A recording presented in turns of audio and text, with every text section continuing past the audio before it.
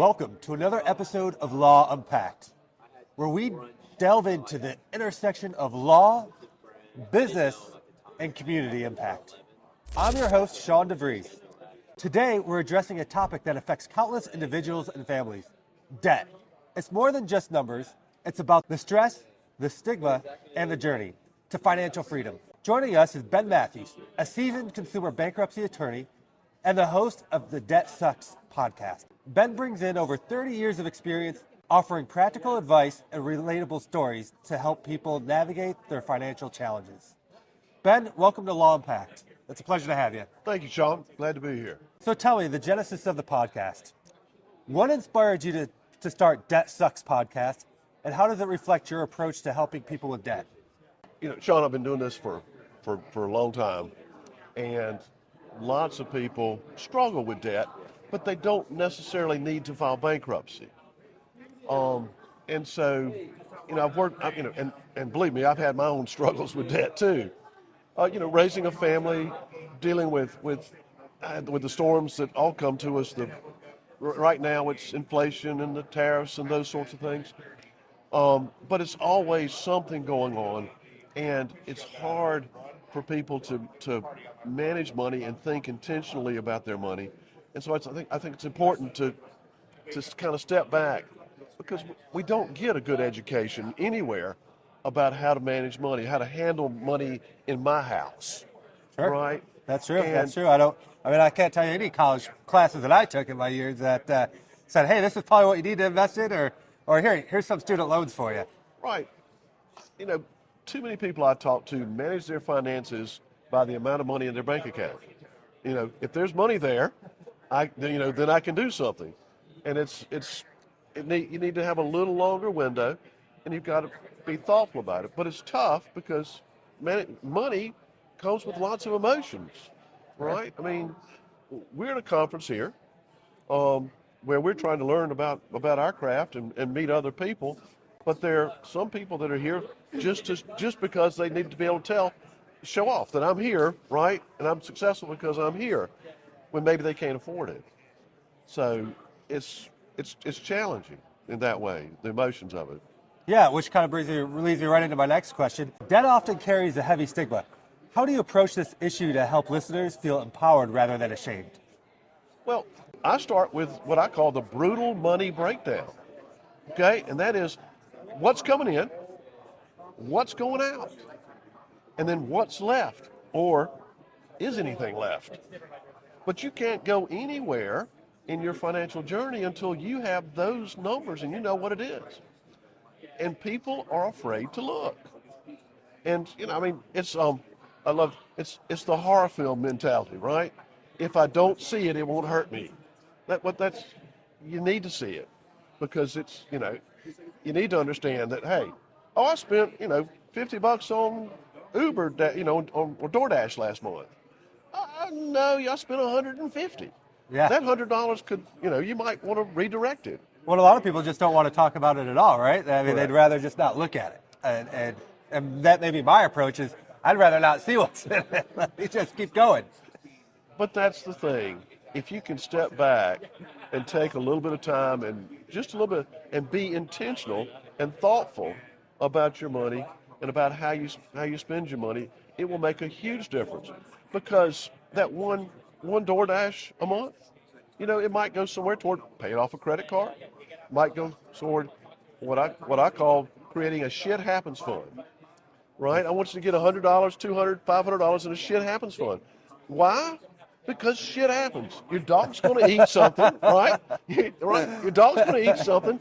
You're going to lose a tire because somebody left something in the road, and shit's going to happen. But rather than having your shit happens fund tied up in a credit card that's charging you 30% interest, you've got a couple $100 here.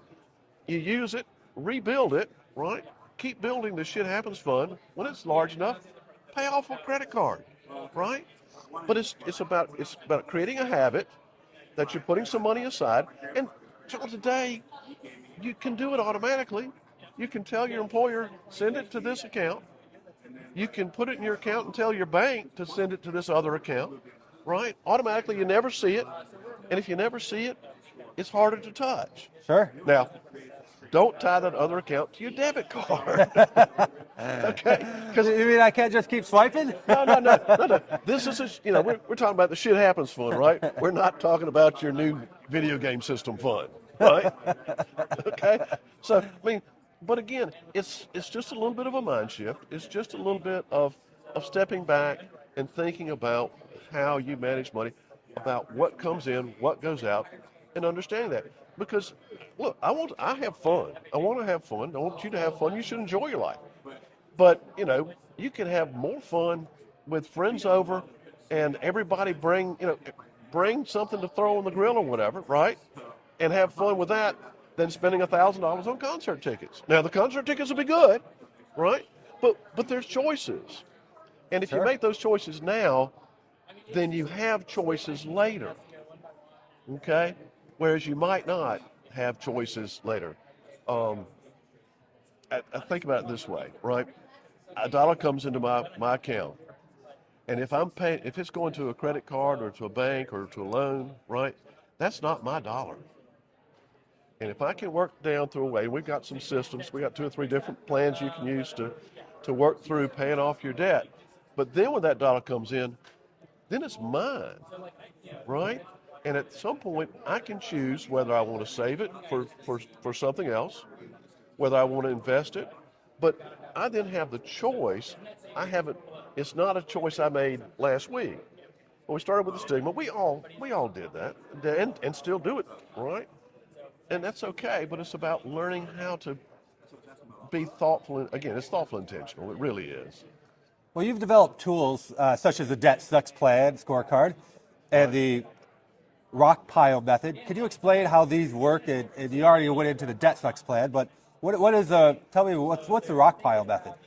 The rock pile is really just, I want you to sit down with your debt and list it out. What's the balance? What's the interest rate? What's the minimum payment? For everything, right? Don't forget your buy now, pay later things. I mean, Sure. Right? Gosh, I had When preparing for clients, that's everybody forgets the buy now, pay later. I had someone call me, she had 12. 12, right? I can't even manage that. No. Well, that's why she was calling me for about bankruptcy, because she wasn't managing it, right?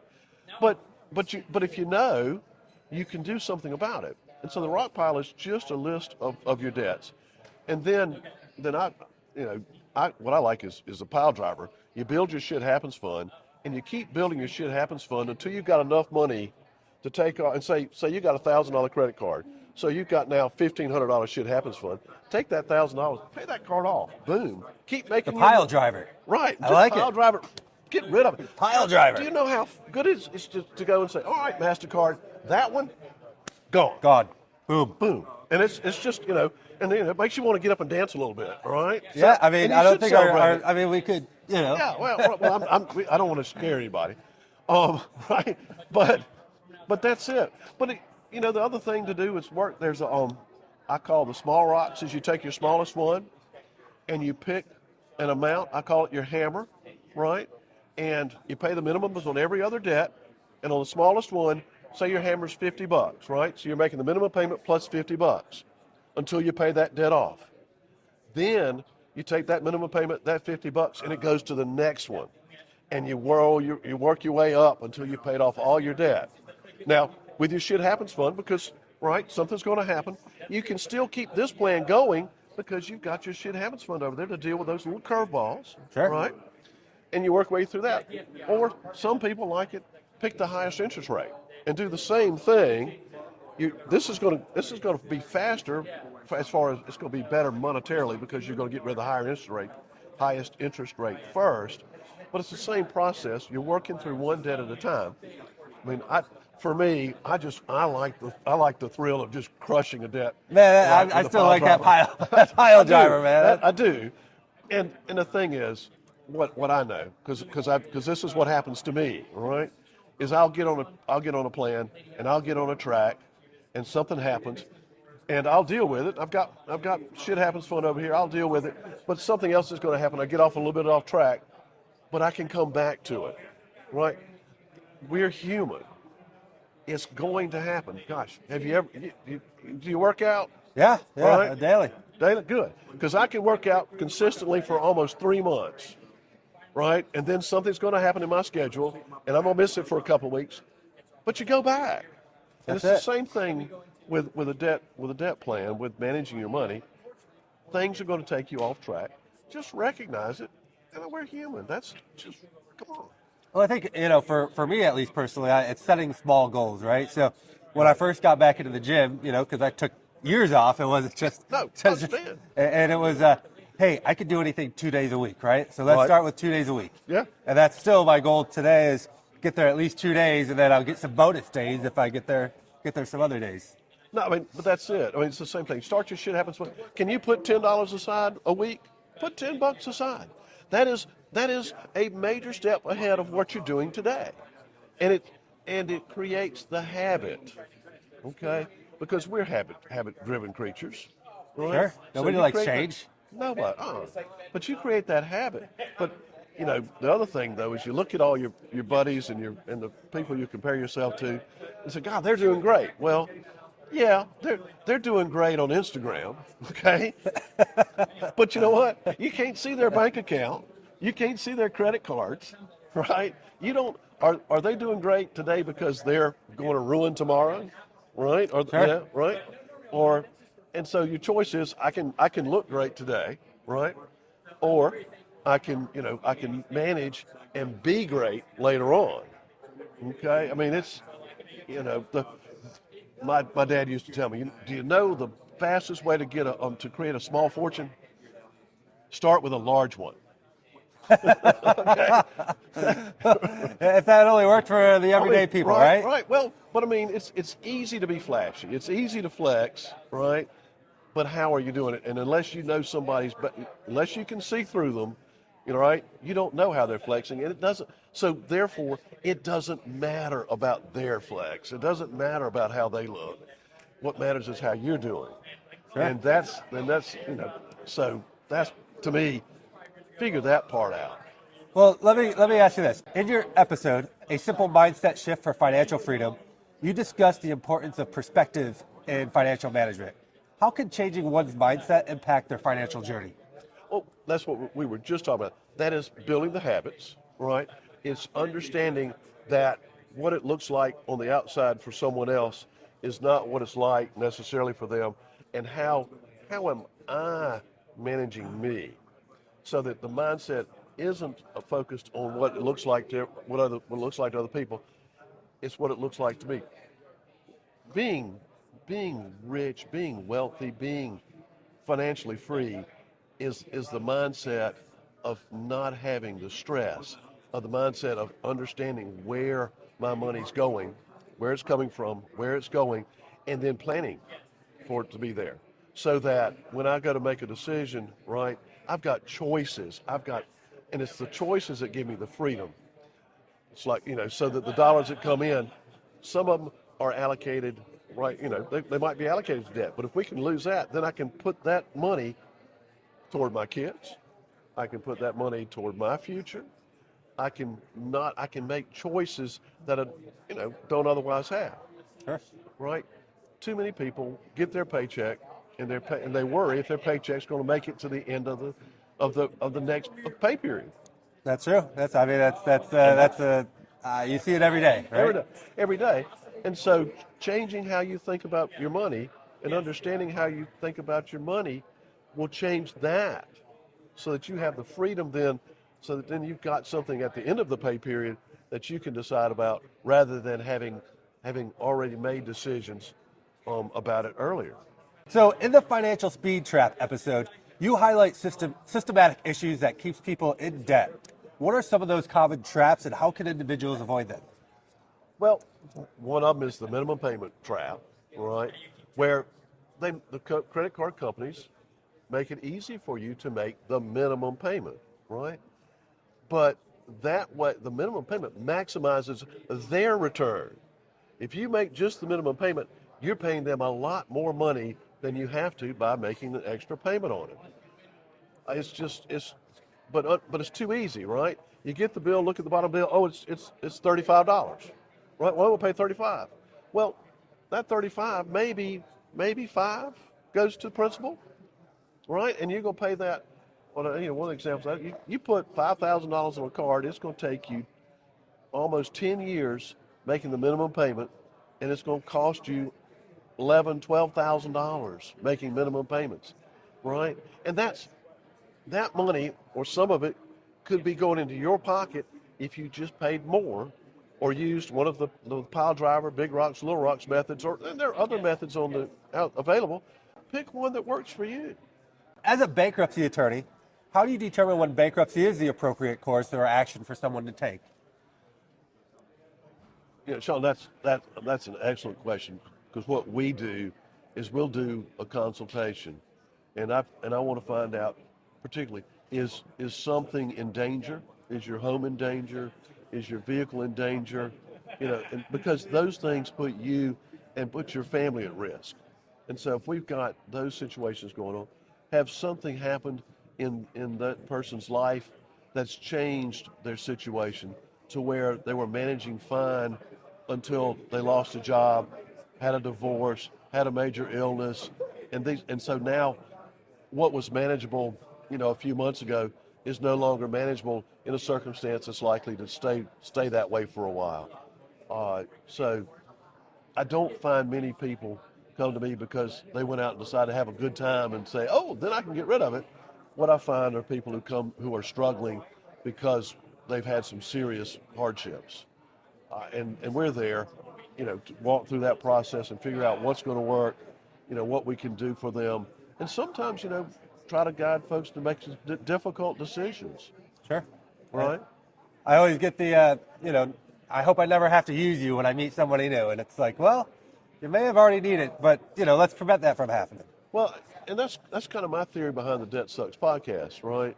Is that if I can teach you to manage so that you don't need to come use my professional services, that's great. It really is great. Somebody asked me, oh, that's going to hurt your practice. I said, no, it's not.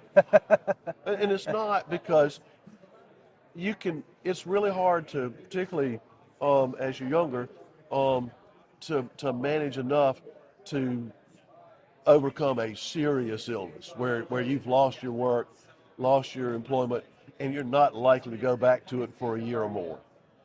It's really challenging to go through a divorce where you got two incomes providing one house, paying for one household, and now you've got two incomes paying for two. Your income's going to pay for, your entire income has to pay for one household, and all the expenses associated with that.